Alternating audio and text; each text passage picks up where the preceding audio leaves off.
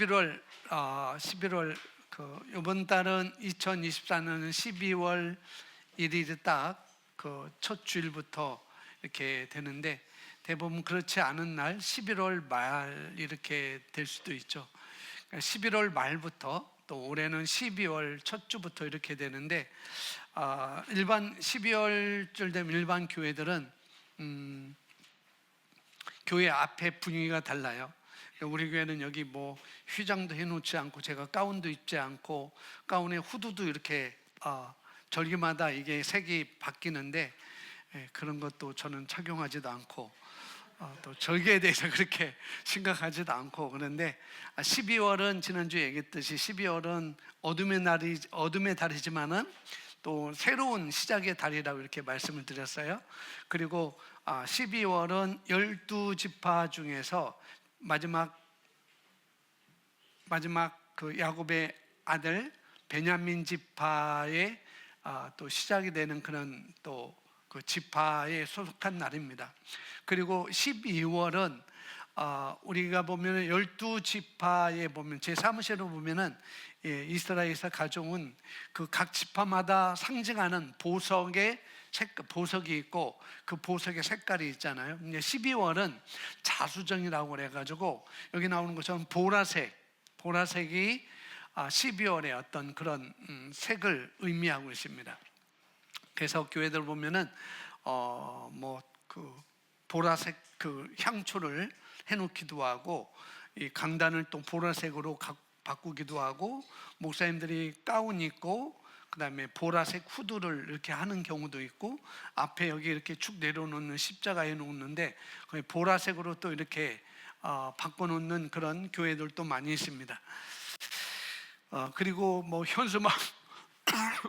현수막도 그렇게 걸어놓고, 또 주복교회 소식란에 이 대림절이라는 그런 그 소개도 이렇게 하고 있는데, 뭐 우리 교회는 그런 것이 중요하게 여기지 않아서 소개도 잘 안 해왔죠, 제가. 근데 어느 학생이 물어봤어요. 목사님, 대림절이 뭡니까? 라고 물어봐서 제가 설명을 해주고 그랬는데, 이 대림절에 대해서 잠시 설명하고 오늘 말씀을 시작하도록 하겠습니다. 여기 나와 있는 것처럼 대림절은 또 이제 다른 말로 강림절이라고 하는데, 성령 강림이 아니고 여기는 다른 강림인 것을 알 수 있겠죠. 이 대림절 혹은 강림절이라고 하는 이 말은 그리스어 헬라어로 해서 여기 나오는 것처럼 그 파루시아라는 그 단어가 사용됩니다. 이 파루시아라는 이 그리스어 단어는 로마 황제가 어느 지방으로 갈 때, 그 지방을 방문할 때 사용했던 그 단어가, 로마 황제가 이곳을 방문했다라고 할 때 파루시아, 로마 황제가 이곳에 강림했다, 임했다, 오셨다라고 할 때 이 파루시아라는 단어를 쓰고 있는데,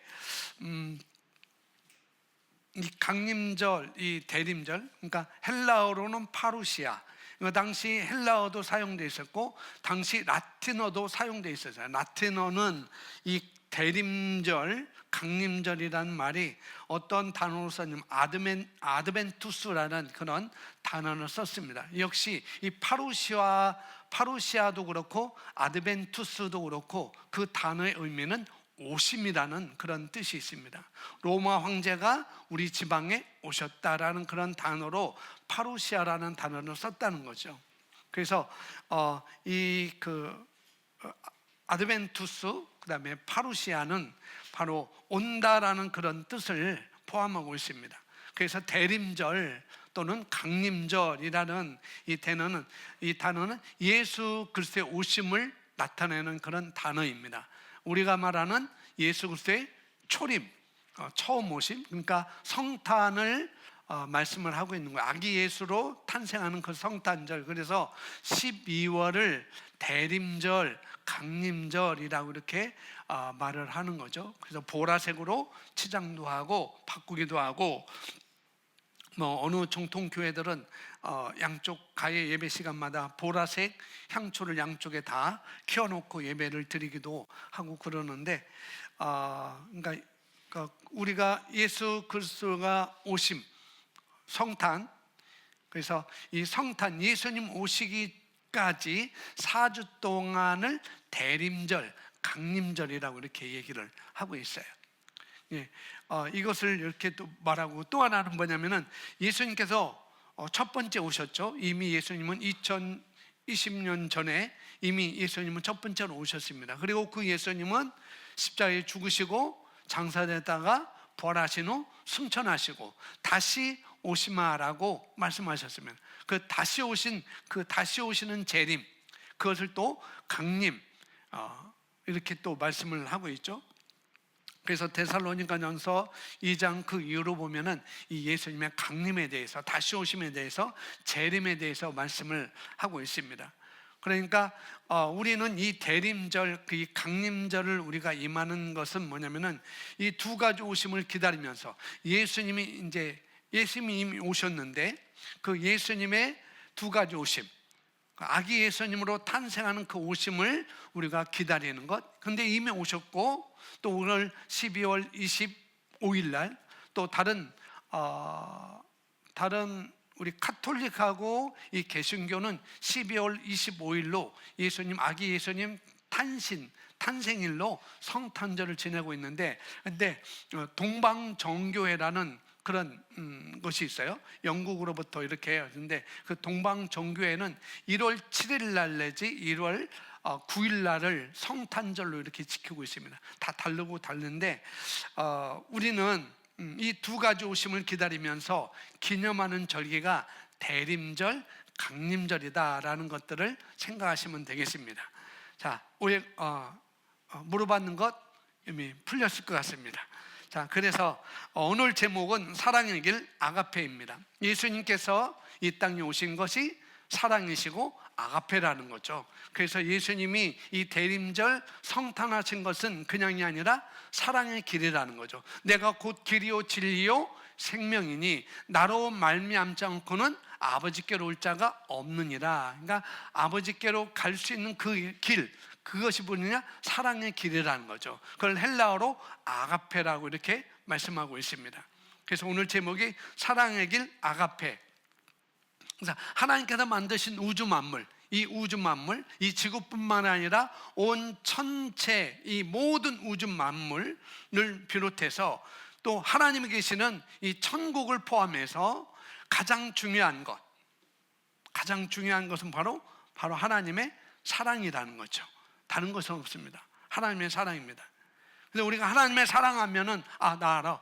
예수님이 나를 위해서 십자가에 달려주신 것, 이 정도로 우리가 알고 있는데, 그래서 그 정도뿐만 아니라 나는 하나님의 사랑에 대해서 알아 라고 하시는 분들은 더 잘 경청하시고 들으시면 좋겠고요. 나 하나님의 사랑에 대해서 나는 잘 모르겠다 하시는 분들도 이 시간 하나님의 말씀을 잘 들으시면 되겠습니다. 간단히 한번 나누도록 하겠습니다. 1번부터 8번까지 있는데 시간 되는 대로 말씀을 전하도록 하겠습니다. 첫 번째가 하나님은 뭐라고 그랬어요? 사랑입니다. 그것을 아가페라고 하죠. 요한일서 4장 8절에 이렇게 말씀합니다. 함께 있습니다.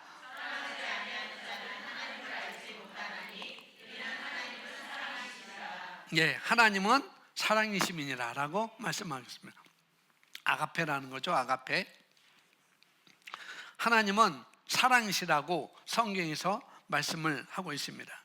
또한 성경은 사랑이 믿음보다 소망보다 훨씬 더 위대하다고 말씀하죠. 고린도전서 13장 13절에 믿음, 소망, 사랑은 이 세 가지는 항상 있을 것인데 그 중에 가장 위대한 것은 사랑이다라고 말씀하고 있습니다.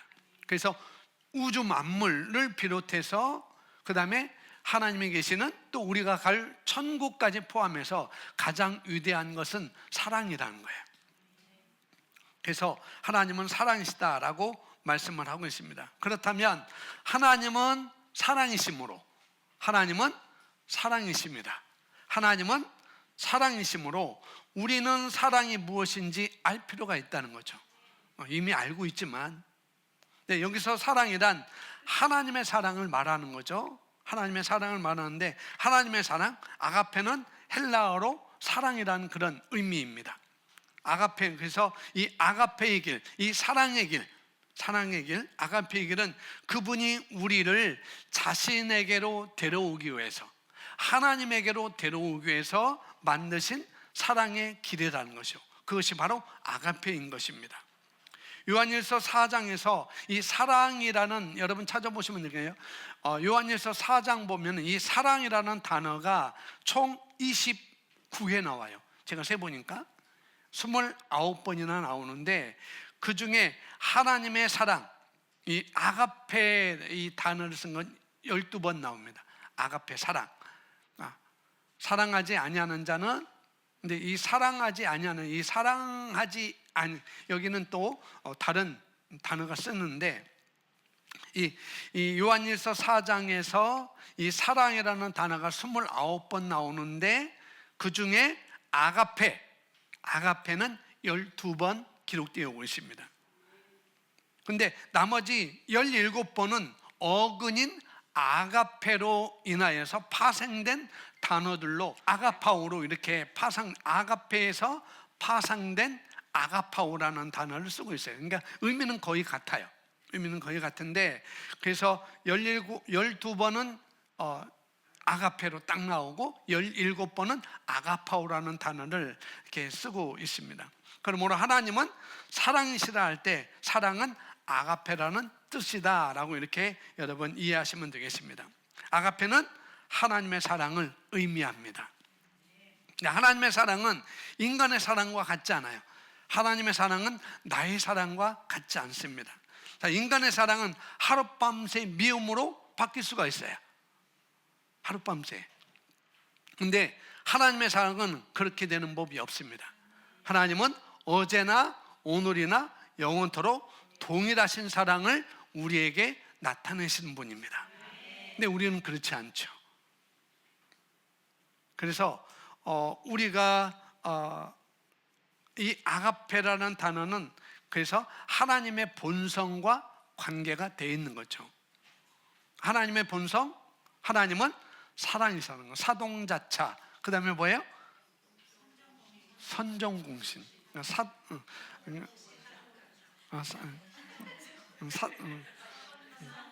어쨌거나 사랑 나오잖아요. 아니, 자꾸 그래.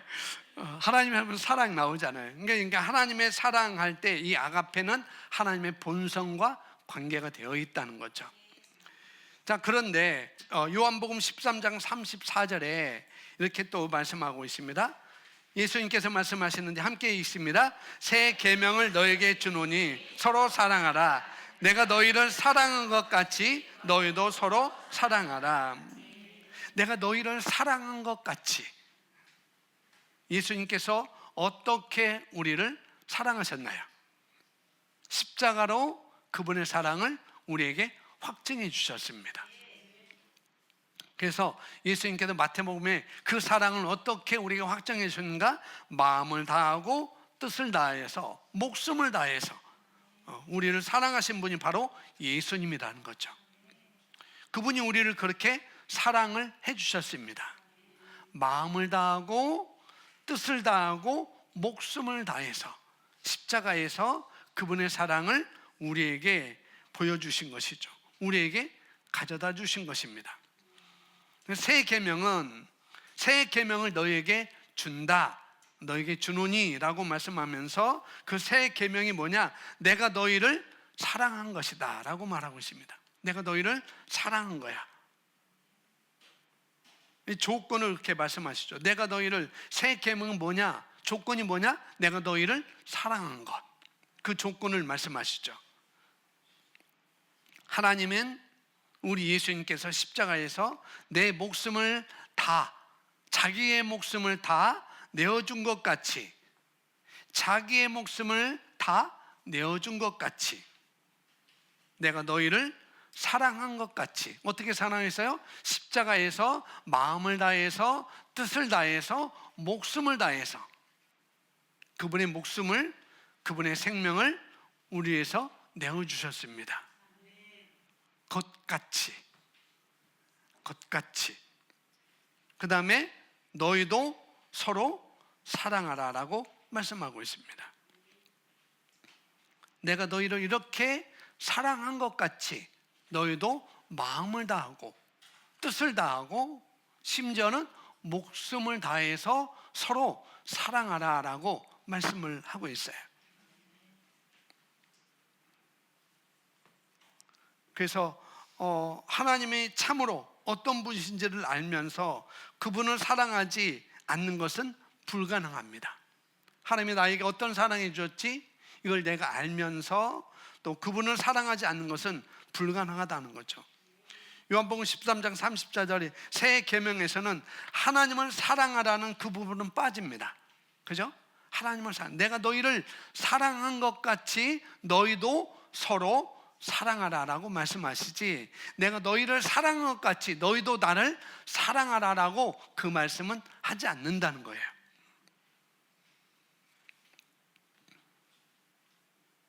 우리에게 하나님의 사랑을, 우리에게 하나님을 사랑해라, 우리에게 나를 사랑해라 라는 계명은 존재하지 않는다는 거죠. 이제 더 이상은 존재하지 않습니다. 그럼에도 불구하고 우리는 하나님을 사랑합니다 라고 우리는 또 고백도 하는 거예요. 그럼에도 불구하고 하나님은 사랑을 명령하는 근원일 뿐만 아니라, 그렇죠? 내가 너희를 사랑한 것 같이 너희도 서로 사랑하라라고 말씀하는 것은 하나님은 사랑을 명령하는 근원일 뿐만 아니라 또요, 그분의 사랑을 내보내는 원천이기도 하는 것입니다. 내가 너희를 사랑한 것 같이 그분의 사랑을 내보내시는 원천, 그리고 또 우리에게 그분의 사랑을 명령하는 근원이 되시기도 한다는 것이죠. 내가 너희를 사랑한 것 같이 너희도 서로 사랑하라. 하나님의 아들 예수님은 아가페의 화신으로 이 땅에 내려오신 분입니다. 그리고 우리 안에 계신 성령님은 아버지와 그 아들로부터 계속 이 아가페를 표현하도록 돕는 분이셔요. 이 땅에 살면서 우리가, 그러니까 하나님의 아가페는 그분을 향한 의도와 열망을 또 창조하기도 합니다. 이 아가페는 그분이 창조할 수 있는 권한을 가진 그 한 분이 바로 예수님이시라는 것. 그래서 아가페는 발견되거나 관찰될 필요가 없어요. 이 아가페는 우리의 실패나 다른 사람의 실패를 또 흡수하기도 합니다. 하나님의 사랑은 나의 실패를 흡수해버려요. 그리고 다른 사람의 사랑을 흡수해버립니다. 이 아가페는 누군가의 필요나 위기의 자리에 있고자 합니다. 누군가의 필요, 그 다음에 누군가의 위기에 내가 있고자 하는 것이 바로 아가페라는 거죠. 예수님이 우리의 위기 뭐예요? 우리는 다 지옥 갈 인생이었다는 거죠. 우리에게 이 위기였죠.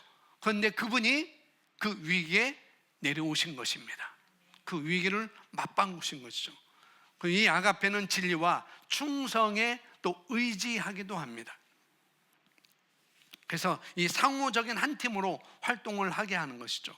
아가페는 창출하며 격려하고자 하는 것이 바로 아가페입니다. 아가페는 소유하고 조종하지 않는 내적 권위입니다. 또 누구든지 사랑하라는 하나님의 명령을 받고 변화되지 않은 채 우리가 남아있을 수 없다는 거죠. 우리는. 그래서 아가페는 예수님의 인격의 특징의 하나입니다. 예수님 인격의 특징. 그래서 고린도전서 13장 4절에서 8절을 제가 써놨는데, 메시지 바이블, 메시지 성경에서 이 아가페를 의인화해서 이렇게 표현을 했습니다. 메시지 바이블로 써놨는데 함께 읽어보겠습니다. 사랑은 결코 포기하지 않고, 사랑은 자신보다 남을 더 돌보며, 사랑은 그것이 가지지 않은 것을 원하지 않고,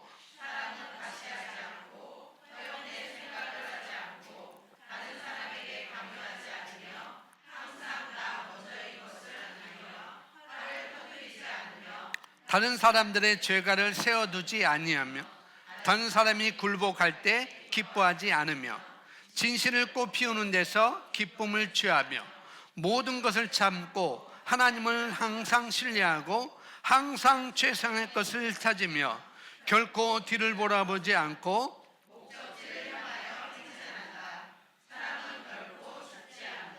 예, 사랑은 결코 포기하지 않고, 그러니까 우리는 많이 포기하죠. 그러면 그 사랑이 아직도 우리에게 그렇게 충만하게 나타나지 않다고 볼 수가 있습니다. 또 사랑은 자신보다 남을 더 돌봐요. 마음을 다해서, 뜻을 다해서, 목숨을 다해서 우리 죽어가는, 우리 허물로 죽은 우리 인생을 돌보신 것처럼 사랑은, 아가페는 그렇다는 것이죠. 사랑은 그것이 가지지 않은 것을 원하지 않고, 사랑은 과시하지 않고, 허영된 생각을 하지 않고, 다른 사람에게 강요하지 않으며, 항상 나 먼저인 것은 아니며, 화를 터뜨리지 않으며, 다른 사람들의 죄가를 세워두지 않으며. 우리는 얼마나 다른 사람들의 그 잘못을 많이 기억하고 세워둡니까? 그때 그랬었지, 그때 그랬었지, 그때 그랬었지. 근데 사랑은 그렇게 하지 않는다는 거죠. 사랑은 다른 사람이 굴복할 때 기뻐하지 않으며, 그러니까 이웃이 땅 사면 배 아픈 거, 그건 아가페가 아니라는 거죠. 그런 말과 바꿀 수도 있어요. 진실을 꽃피우는 데서 기쁨을 취하고, 모든 것을 참고, 하나님을 항상 신뢰하고, 항상 최상의 것을 찾으며, 결코 뒤를 돌아보지 않고 목적지를 향하여 행진한다. 사랑은 결코 죽지 않는다라고 이렇게 표현하고 있습니다. 이 말씀으로 이 고린도전서 13장 4절부터 8절에 있는 이 말씀을 가지고 이 아가페의 본성의 8가지 측면을 잠시 우리가 보도록 하겠습니다. 자, 첫 번째 뭐예요? 네, 아가페는 자기를 내세우는 경향이 없이 사랑한다라고 말하고 있습니다. 이 하나님의 이 아가페는 보답을 구하지 않아요. 또 보답.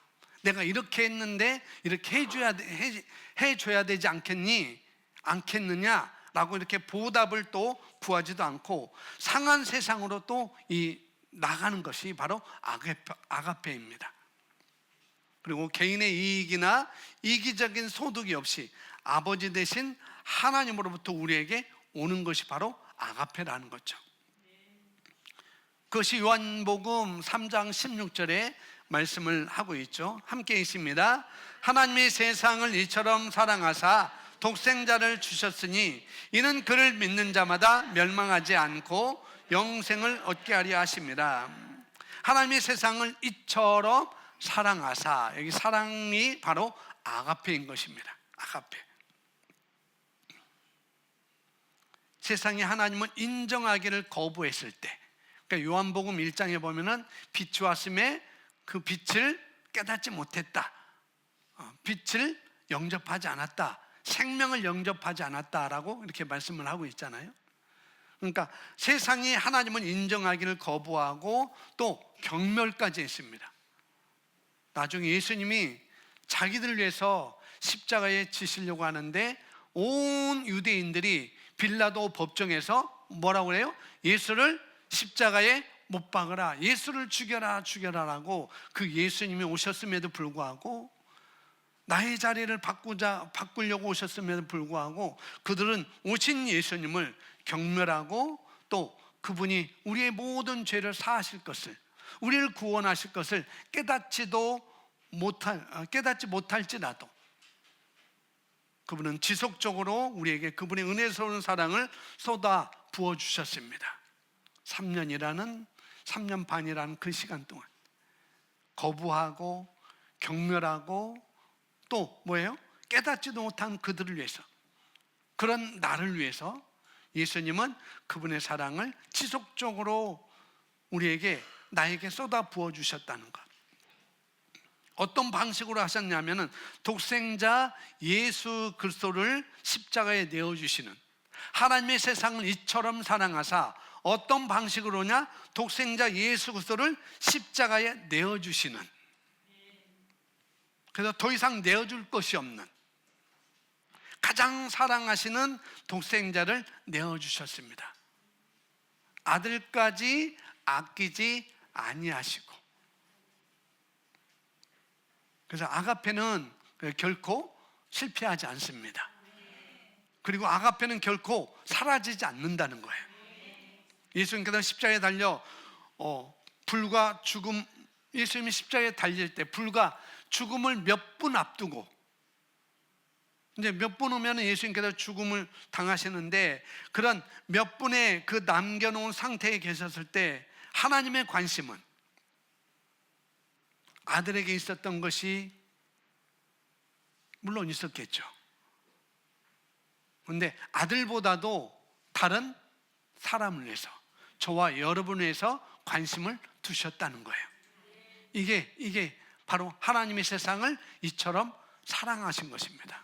아들이, 독생자 아들이 아끼지 않고, 이 독생자 아들이 십자가에 죽으시고 그 고통 속에 있는 그 아들에게 관심을 돌려서 죄 많고 경멸하고 거부하고 깨닫지도 못하는 그 백성들을 위해서 예수님이 관심을 갖고 계셨다는, 눈을 돌리셨다는 것.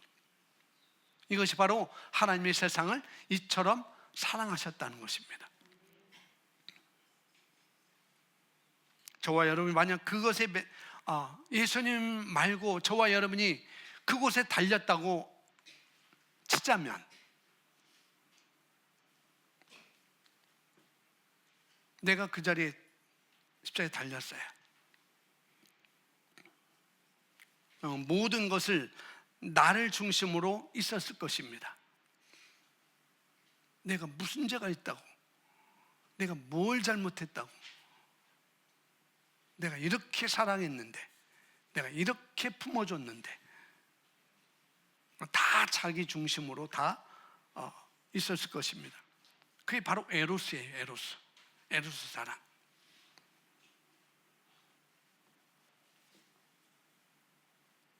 너희들은 내가 얼마나 결백한지 아느냐. 예수님은 그러지 않았어요. 그죠? 내가 얼마나 고통스러운지 너희가 아느냐. 다음 여기 그 그림 화살표 보여주세요. 화살표. 에로스는 갈고리형입니다. 에로스는 갈고리. 뭐냐면은 다 뭐예요? 나를 중심으로 있다는 거죠. 에로스는 나 중심이에요. 내가 이랬는데, 내가 이렇게 했는데, 나는 이렇게 아픈데, 내가 이렇게 상처받았는데, 다 자기 중심으로 돌아가는 거죠. 우리는 오랜 신앙생활을 한 사람일수록 내가 하는 일에 더 초점이 맞춰져요. 내가 이렇게 했는데 라고 내가 한 일에 초점을 맞춘다는 거죠. 에로스는 항상 자신을 향해 돌아섭니다. 가다가도 자신을 향해 돌아서요. 가다가도 자신을 돌아서요. 뭔 일 하다가도 자신에게 다 돌아섭니다.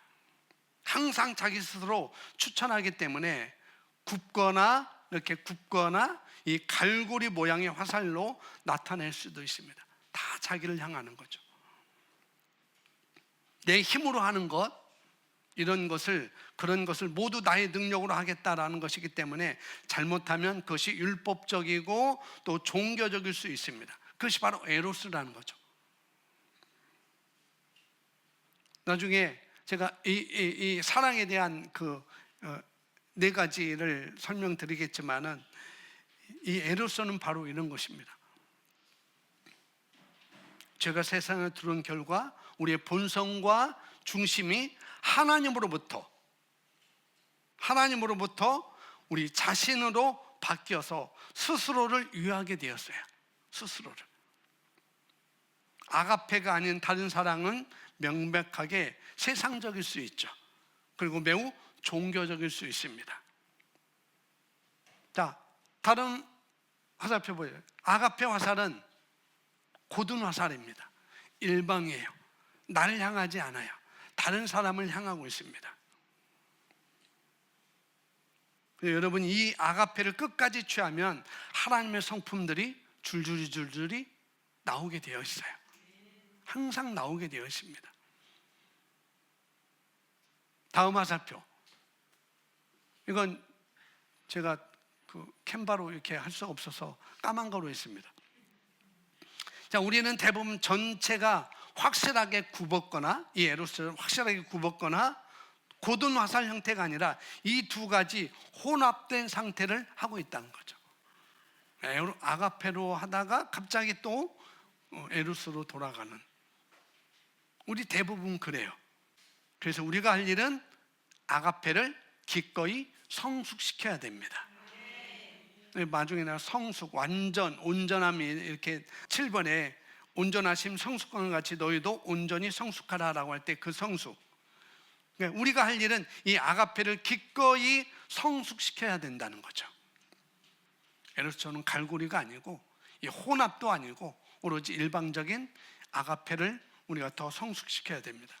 자, 두 번째 2번 읽어보겠습니다. 시작. 예, 요한일서 4장 10절 시작. 사랑은 여기 있으니 우리가 하나님을 사랑하는 것이 아니요 하나님이 우리를 사랑하사 우리 죄를 속하기 위하여 화목제물로 그 아들을 보내셨습니다. 아멘. 이것이 사랑에 대한 성경의 정의예요. 그러나 하나님을 향한 우리의 사랑이 아니라 우리를 향한, 저와 여러분을 향한 하나님의 완전한 사랑의 관계되어 있습니다. 이 다양스럽게도 이 아가페는 우리에게 달려있지 않다는 거죠. 우리는 단지 하나님의 사랑을 선택하거나 거부할 뿐이에요. 아까 화살표처럼 하나님의 사랑을 선택하든지 계속 고든 화살표로 하나님의 아가페로 나갈 것인지, 아니면은 갈고리처럼 휘어서 나에게로 갈 것인지, 아니면은 또 혼합으로 갈 것인지, 이것을 선택할 뿐입니다. 우리는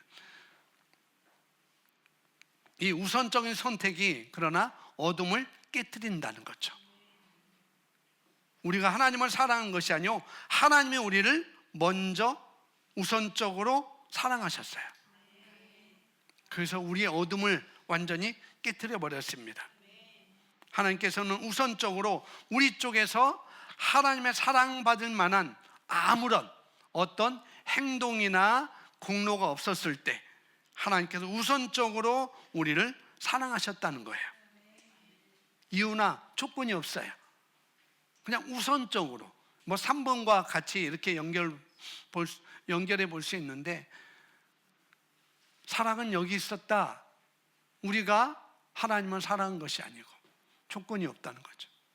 하나님이 우리를 사랑하사 우리의 죄를 속하기 위하여 화목제물로 그 아들을 보내셨습니다.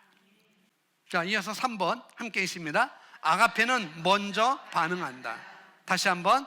아가페는 먼저 반응한다. 어떻게 반응한다고요? 먼저 반응해요. 요한일서 4장 19절 우리가 사랑하면 그가 먼저 우리를 사랑하셨습니다. 내가 먼저 사랑한 게 아니고 예수님이 먼저 우리를 사랑하셨어요. 하나님이 먼저 우리를 사랑하셨습니다. 그래서 하나님이 우리를 사랑하시는 것과 우리가 하나님을 사랑하는 것, 이것이 우리가 신앙생활에서 깨달아야 할 중요한 것들입니다. 우리가 하나님을 사랑하게 되더라도 그것은 하나님께서 먼저 우리를 사랑하셨기 때문이라는 거죠. 하나님께서 나를 먼저 사랑하셨기 때문에.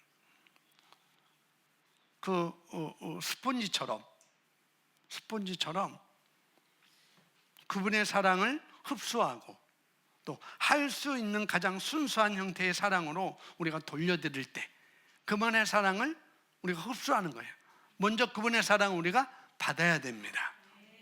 그렇게 흡수해서 또 우리가 그 사랑을 어떻게 해요? 돌려드릴 때, 돌려드리는 것은 그 하나님께 돌려드리는 것도 있겠지만 나와 더불어 다른 사람들에게 그 사랑을 베푸는 것이죠. 그때 하나님께 효과적으로 우리가 반응을 하는 것입니다. 그분이 우리 안에 그런 욕망을 넣어주셨어요. 다른 사람을 사랑할 수 있도록 그런 욕망을 우리에게 넣어주셨다는 거죠. 그에 따른 우리의 반응을 하나님은 즐기십니다. 우리가 어떻게 반응하느냐, 그 반응을 하나님은 즐기시죠. 우리 아버지들 그렇지 않은가요? 우리 아버지들, 예를 들어서 아버지들이 자녀에게 예를 들어 자전거를 사주고 나서 그들이 그걸 즐겁게 타는 것을 보면 어떻게 해요? 즐겁잖아요. 기쁘잖아요. 똑같습니다. 똑같아요. 다른 건 없어요. 근데 육신적인 타락한 사고로는 뭔가 사랑할 만한 이유가 있어야 사랑하는 것이죠. 이게 육신적인 것이고 이게 에로스적인 사랑입니다.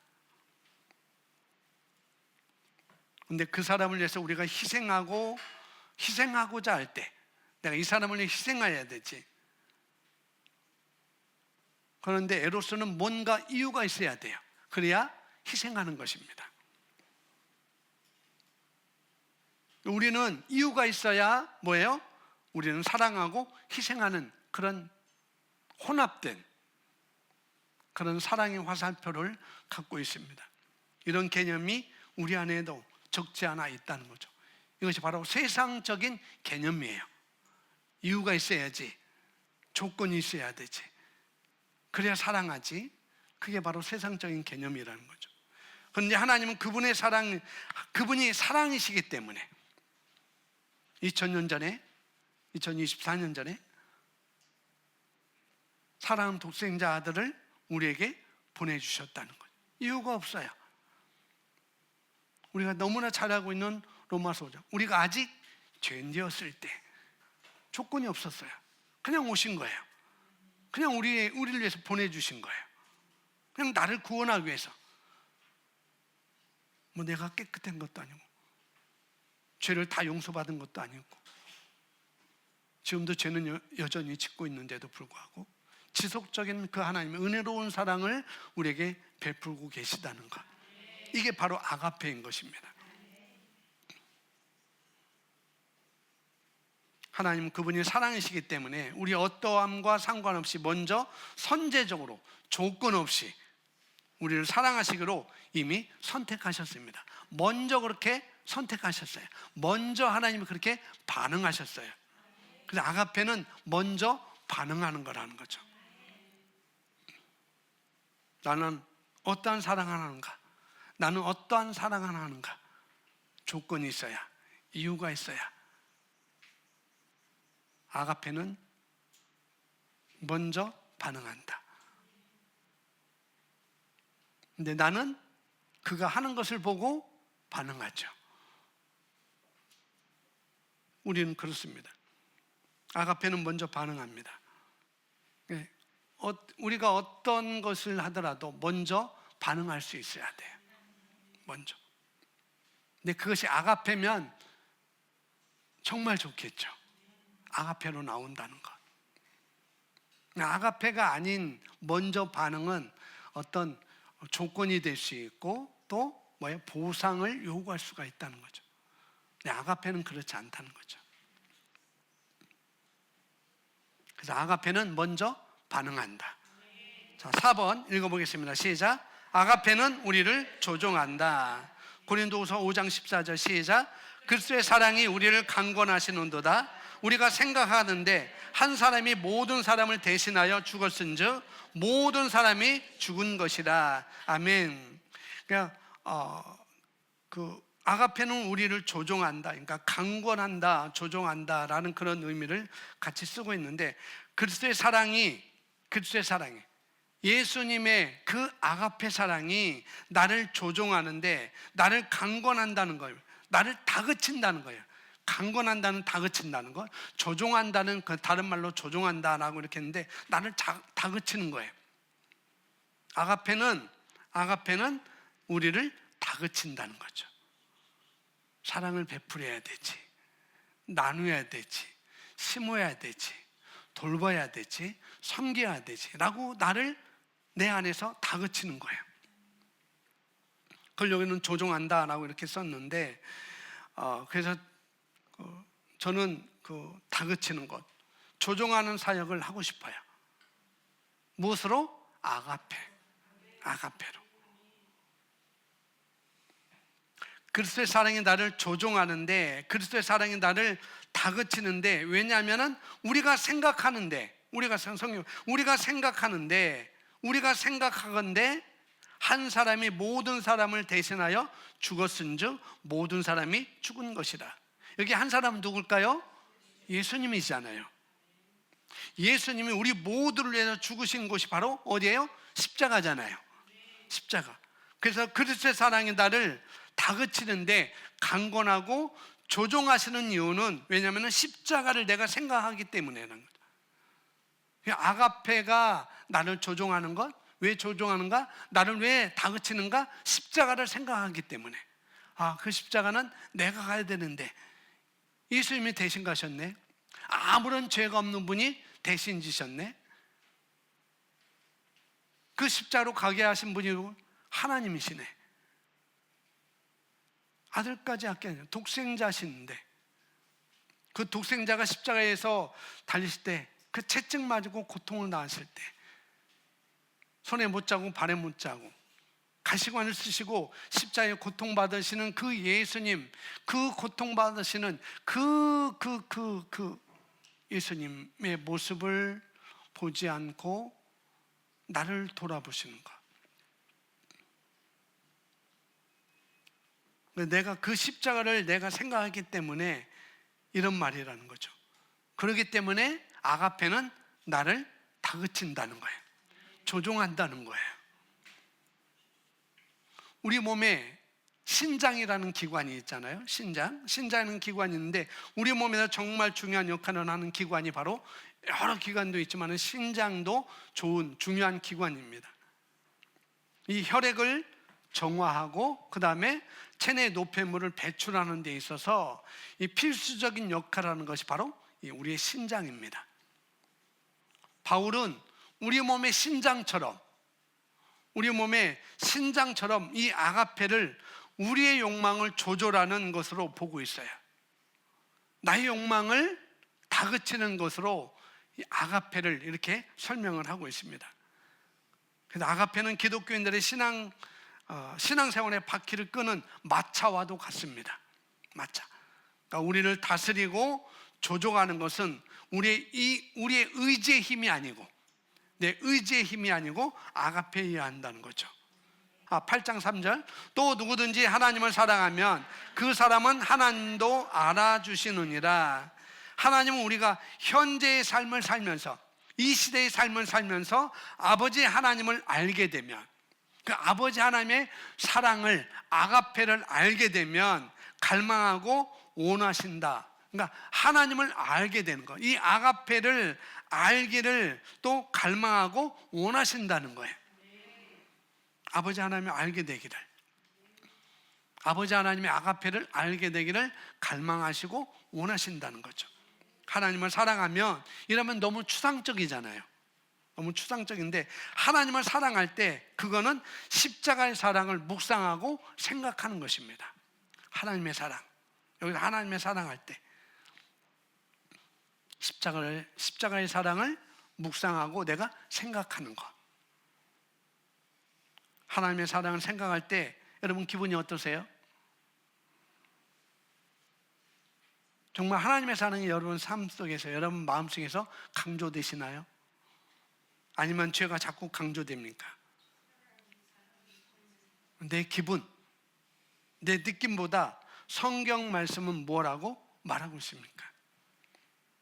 그걸 먼저 우리가 생각하는 것입니다. 아멘?